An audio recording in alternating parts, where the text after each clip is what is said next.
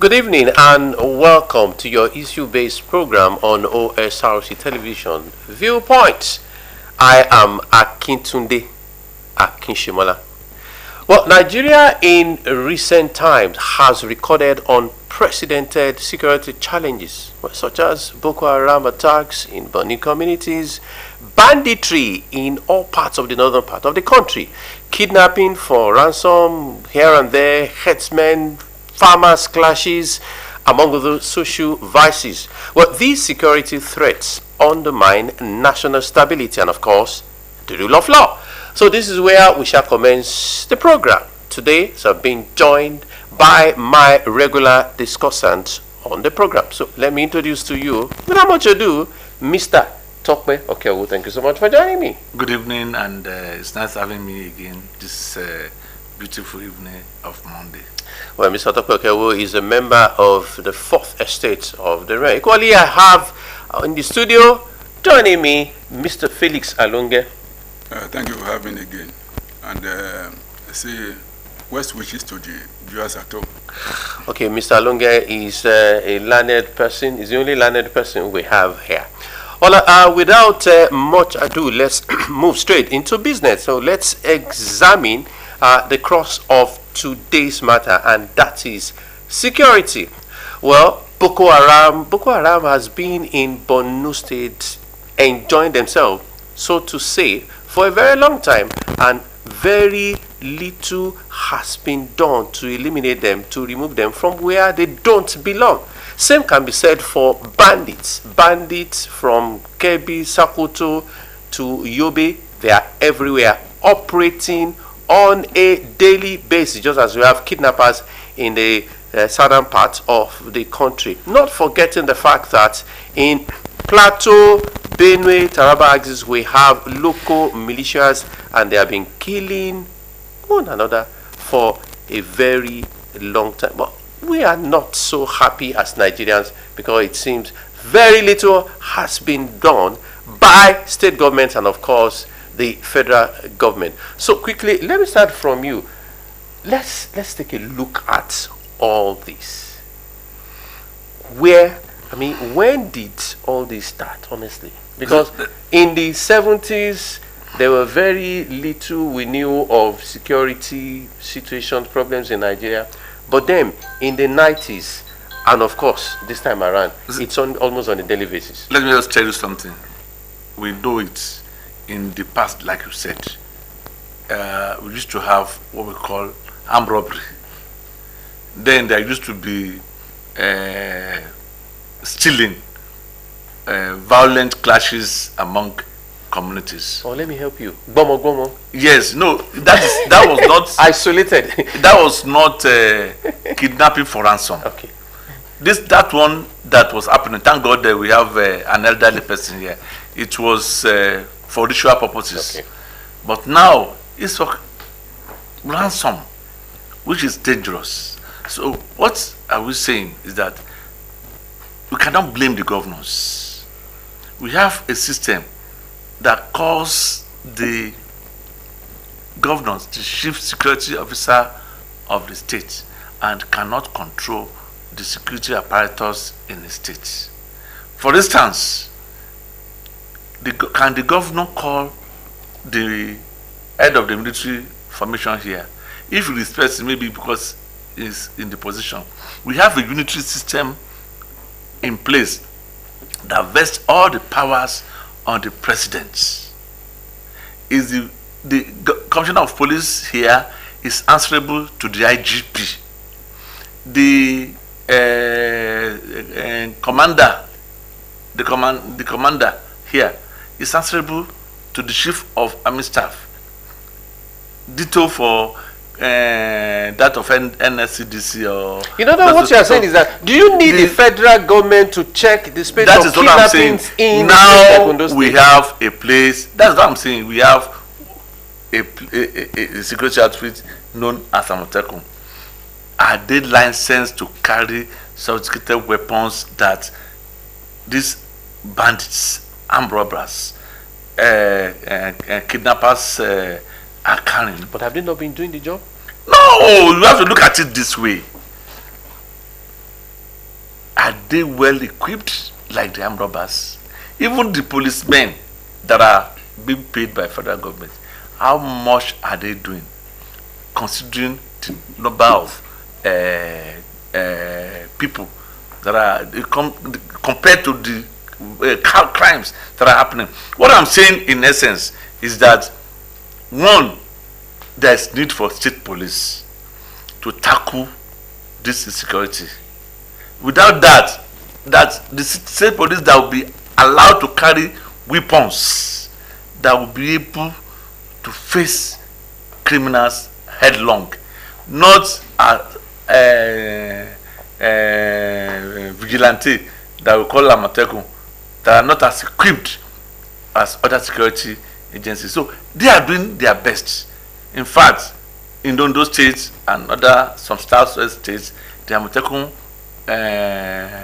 is doing yeoman's job, but they would have done better if they are well equipped like their other security. They are using native intelligence. Okay, let me feel the pulse of Mr. Lunge. Well, I need you to add your voice to what Mr. Okewo is saying. We have a very dangerous situation and insecurity everywhere. Thank you. Basically, the essence of governance as provided in the 1999 Constitution. One, the security of life and property, and two, the welfare of the people. But over the years, it has been very unfortunate that all efforts of government have not yielded positive results, because we have threats to the life of Nigerians, and property are not secured. Their place of work are not secured. The roads are not secured. We are having the Boko Haram who saying they detest Muslim Western education, that it is a sin. But unfortunately, it is just a deceit on their part, because they are making use of technology developed by people who have Western education, or the sophisticated weapons being used. In fact, it seems they are even fighting illiterates, the more farmers. And even as a matter of fact, even the religion they are trying to protect, why are they going to mosque? Why are they going to worship centers on Friday? To bomb their fellow Muslims. Faithful, yes. Faithful, to destroy them. It's just unfortunate. And we have the bandits all over the place. We have the herdsmen going to farms to destroy the crops of the farmers. This problem is more or less across the length and breadth of Nigeria.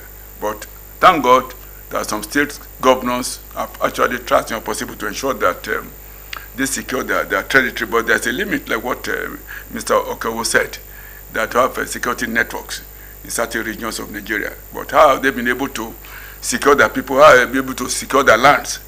Because the firepower of these bandits, of this Boko Haram and the herdsmen, is far superior to the local vigilante, to this regional security networks. Are the bandits richer than the government of Nigeria? No, most of these people, these bandits, from investigation, these people are not Nigerians. They have infiltration to Nigeria from the Sahel region as a result of the negative effects of the war and ethnic class and regional in the littorals of the northern part of the country, from Libya, from as a result of our porous borders. As a result of our borders, and they are not able to secure means of livelihood, and they have to move, trek as long distances, kilometers upon kilometers, to get to this to the fringes of Nigeria. And they now discover that Nigeria is a safe haven for them, because we have water, we have food. What does it take to even check those borders? Let me tell you, our borders is so much. The expanse of our border is so. We border so many countries in Africa, and that is why they have easy solace that okay, this is a place. Oh, they are here. They can easily. The weather is good, and at the same time, they can easily get the food items they want. No, can't you isolate? I understand what you are saying. Yeah. To the north we have Niger, Yes. we have Chad. To the northeast, where we have Benin Republic. To the west and northwest, those are the countries. Cameroon too. Now, can't we isolate the border? Say maybe for every 100 kilometers, you have certain number of soldiers. Let me tell you, it is not easy. America wanted to try it. They want to build borders. Trump that want to cut off Mexico, cut off so many South American countries, so that is what of the financial implication. But the most important aspect is that there must be national consciousness on the part of Nigerians, and the political dimension is not even helping our security. You see those individuals who are our leaders who are not in government, they are always very happy to hear that, oh, there is security threat, there is security problem, and that, oh, this person is not performing, is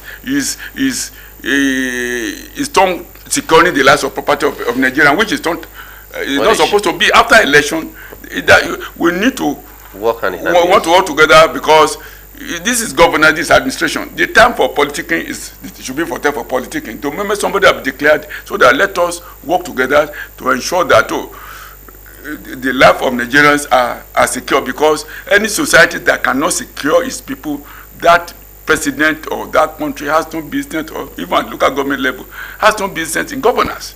But unfortunately, the various stakeholders, they are not committed. And even though the most important, even the call for the involvement of the traditional rulers, government are not taking into consideration the role of the traditional rulers, because they know that people better than most of these elected people. They know where there are local problems here and there, and I thank God that the constitutional amendment now is now going to take into consideration the role of the traditional rulers to take in charge of the local peculiarities of that particular area, and at the same time the awareness and consciousness of major stakeholders in the country that we must have state police, because there is a limit in which the regional security networks, because the constitution and the military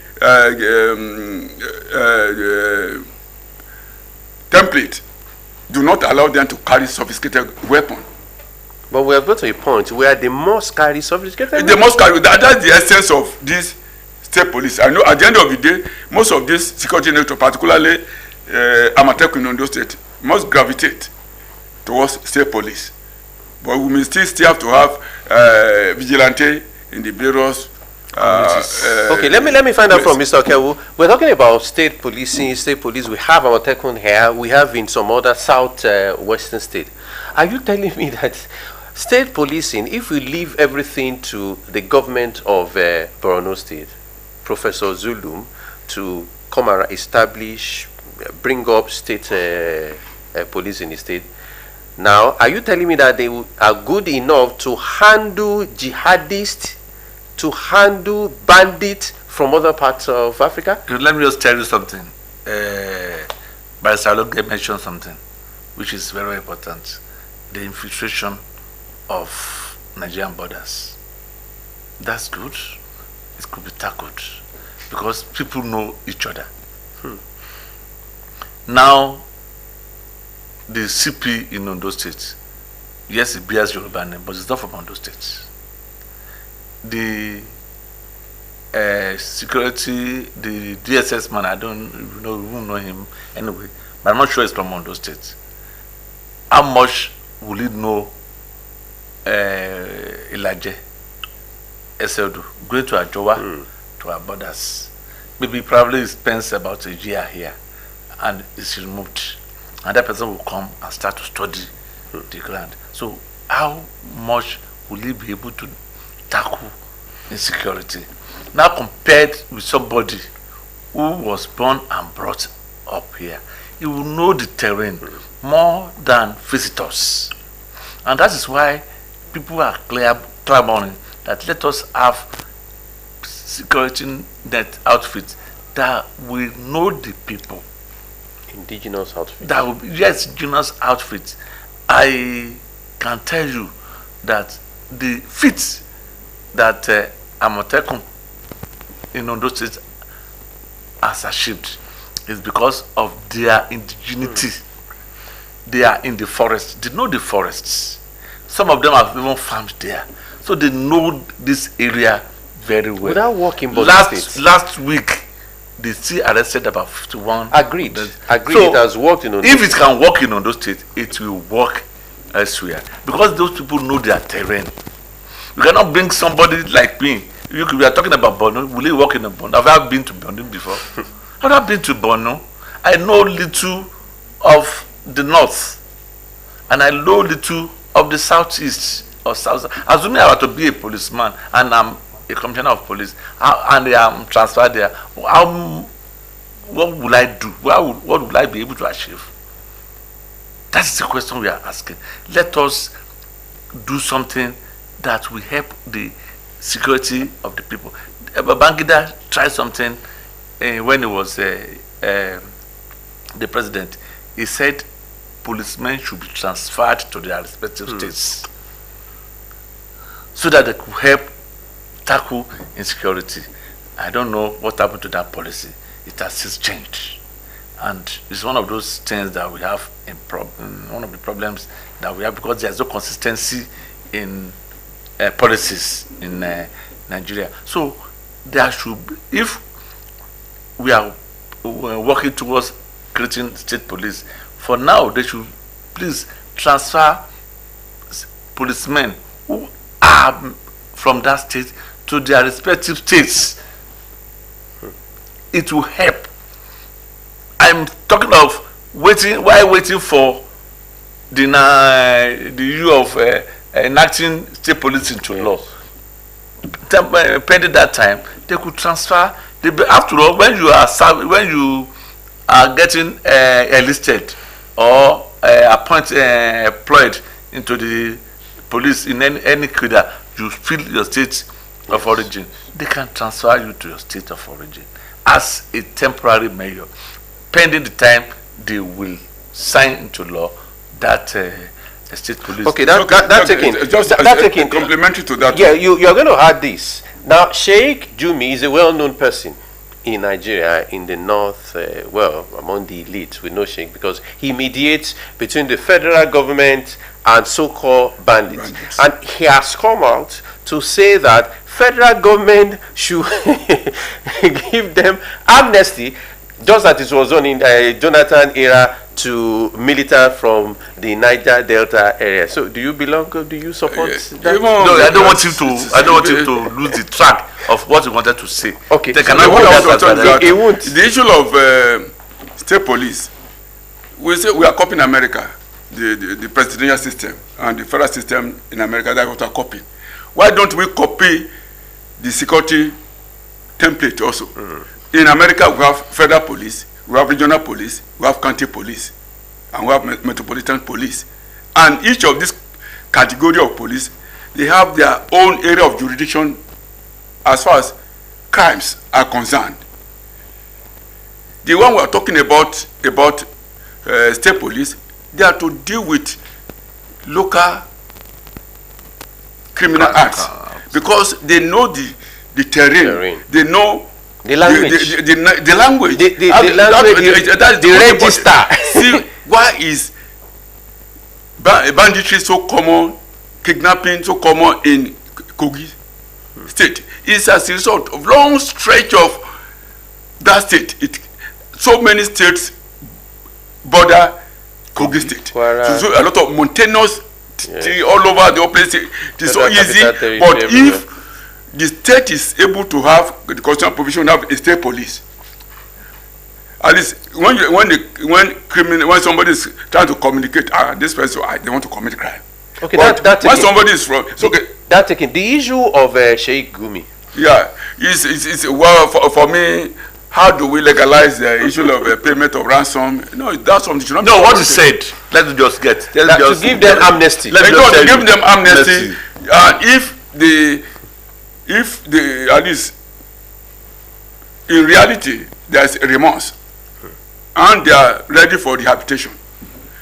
Amnesty was also granted. Those who were bombing the department in the Niger Delta, they were granted amnesty. Sincerely speaking, sometimes I am ashamed of myself. Why? If we are talking of amnesty for criminals, let me just say, sir, Russian president said that, well, you can forgive, but let God go and judge you.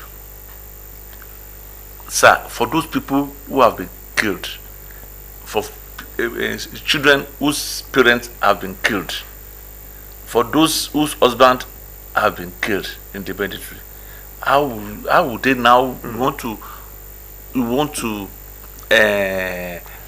feel when you are granting the killers of their father or their parents amnesty? What was what is their agitation? We knew the agitation of the Niger Deltans. Why? Because they said their oil was not being used to develop their environment. Now, what is their grouse? Is it Boko Haram that no Western education that should be given amnesty? Sincerely, I don't understand. But why should they be given amnesty? In fact, they should be sent to where they belong.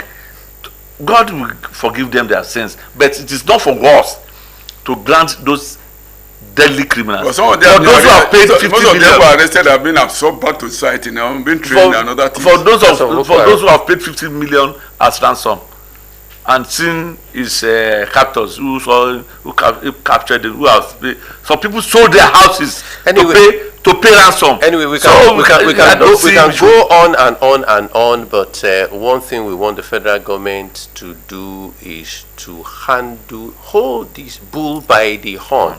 Nothing seems to be happening because killings everywhere. It happens on a daily basis. In fact, at the onset of this program, I didn't even mention Kogi State. I left out Kogi State. I just mentioned Plateau, Taraba, and a few other states. So something must be done. Even in the southeast, we have killings on a daily basis. All right, now let's move on. We don't have time to take a break, so let's move to Rivers State, where the immediate sole administrator, Ibas, and the Rivers State House of Assembly appeared set for a showdown after the lawmakers announced plans to probe state expenditure during the 6-month emergency rule. Now, the lawmakers have resolved to investigate how state funds were managed under Ibas. However, Ibas has come out to say that he is not ready to face the assembly for any probe. Well, for me, I want to ask, is it too much to ask for accountability? Asking for accountability is something that is imperative. But the circumstances in which Ibas came, the sole administrator, is quite different from a normal atmosphere. He came on a mission, basically to restore peace and institutionalize the structure of government for effective takeoff of civil administration again, because it was more or less civilian coup military regime during that period of emergency. And when you talk in terms of emergency, it's a period in which you don't have right to no absolute right. No absolute right? No absolute, and you cannot claim rule of law as at that particular period, because so many aspects of constitution will be suspended. That's for the purpose of restoration of peace. But the long and short of the whole thing is that has he fulfilled his mandate in restoring peace? Because it was purely based on the fact that there was total collapse of the political structure in Rivers State.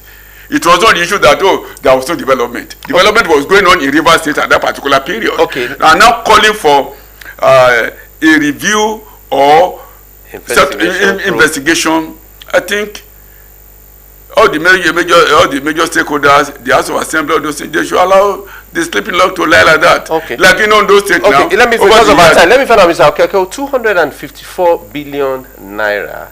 That was how much Ibas took in 6 months. Does it mean because, he has restored peace, there's no more, people are not aggrieved, whether we like it or not? The situation that we experienced about 6 months ago, has died down, does it mean that we should just let it to go? They should not let it to go. Is Abbas answerable to them? He who appoints can discipline. He who does not appoint cannot discipline. So in other words, there is a precedent. Tomorrow when we have another sole administrator somewhere, bearing in mind what happened in Rivers State, you just do as you like. Not check. That was the essence of the military regime that was fostered on the people. That's implication. Even as a matter of fact. Let me say, sir, you know it as a matter of fact that here you are under an authority. I cannot query you, even if you have done something wrong. It is only your boss that can query you. Okay, so what can the assembly do? Can the assembly refer the case to the National Assembly? Nothing. They can do nothing about it. It's not answerable to them. It's answerable to the Mr. President who appointed him. And even the National Assembly that supervised about during that particular period. Yes, now. So let me just say that sometimes some people just overreach their step. And sometimes people make pronouncements, they know that it's just making mouth, entertaining, just palace jesters. I see the lawmakers as entertaining themselves or entertaining some characters who they want their voices to be heard. Probably they could say that, well, if preparing grant for asking Fubara to go and come and explain what happened in that place, it could be a ploy. But I'm telling you that what they have done is nothing but just empty threats. They cannot invite him. He will not answer them because it's not answerable to them. It's not even from the state. So why should they now say they are inviting to come and do what? Were they the one that appointed him? It was the president that appointed him. So it was the president who will be answerable to. And if the president has said you have done well, what else can anybody say? So just even if the appropriate institution to investigate is the National Assembly. Okay. That constitution empowers. So if they are they can just take that case to the National Assembly. The National Assembly. They can write to the anti-graft agencies. That's it. But saying that they should come and explain to them, who are they? Because deliberately the man refused to make public the books of account. Not that it's not that maybe it's funny, maybe or issue, or maybe something actually funny, but maybe not trying to raise issues. But for me, that would have been proper actually to do. Anyway, gentlemen, thank you so much because our time is up. Mr. Topekewo, thank you so much for joining me on the show today. We had a very short time, but I think it was eventful, very, whether we like it or not. Mr. Philly Zalonge, thank you as always for joining me on the show. I really appreciate it. All right, that would do as far as Viewpoint is concerned for today. I'm sure you enjoyed every bit of the program, and if you did, please make sure you join us same time next week. On behalf of everyone here, my name is Akintunde Akinshimola. Good evening.